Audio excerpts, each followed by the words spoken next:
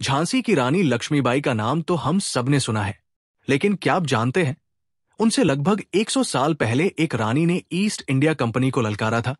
एक ऐसी रानी जिसने अंग्रेजों के खिलाफ युद्ध छेड़ा, अपनी सेना बनाई और जीत हासिल की। उन्हें तमिलनाडु में वीरमंगई यानी बहादुर महिला के नाम से जाना जाता है।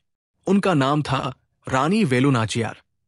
वर्ष 1730 में तमिलनाडु के शिवगंगा राज्य में एक राजकुमारी ने जन्म लिया, वेलु नाचियार। उनके पिता राजा चेल्ला मुत्थु विजयराघुनाथ सैतुप्ती और माता सकंधी रामनाथपुरम के प्रतिष्ठित शासक थे। रानी वेलु नाचियार को बचपन से ही शास्त्र और शस्त्र दोनों की शिक्षा दी गई। वे तमिल, फ्रेंच और उर्दू भाषाएं बोल सकती थी।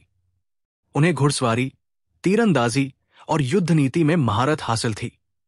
रानी वेलु नाचियार का विवाह शिवगंगा के राजा मुथुवडुगंथन से हुआ। दोनों ने मिलकर राज्य को सुदृढ़ बनाया। लेकिन 1772 में ईस्ट इंडिया कंपनी ने राज्य पर हमला किया। ब्रिटिश सेना ने राजा को धोखे से मार दिया और शिवगंगा किले पर कब्जा कर लिया। रानी को अपनी बेटी के साथ राज्य छोड़कर जंगलों में शरण लेनी पड़ी। रानी ने हार नहीं मानी। वे जंगलों में छिपकर अपने वफादार साथियों के साथ सेना गठित करने लगी। उन्होंने 8 वर्षों तक तैयारी की, गुप्तचर बनाए, हथियार जुटाए और स्थानीय राजाओं से समर्थन मांगा। उनका सबसे बड़ा सहयोग मिला मरुदु भाइयों से, पेरिया मरुदु और चिन्ना मरुदु, जिन्होंने उन्हें सैन्य सहयोग और रणनीतिक सहायता दी। 1780 में रानी वेलु नाचियार ने ब्रिटिश किले पर हमला किया।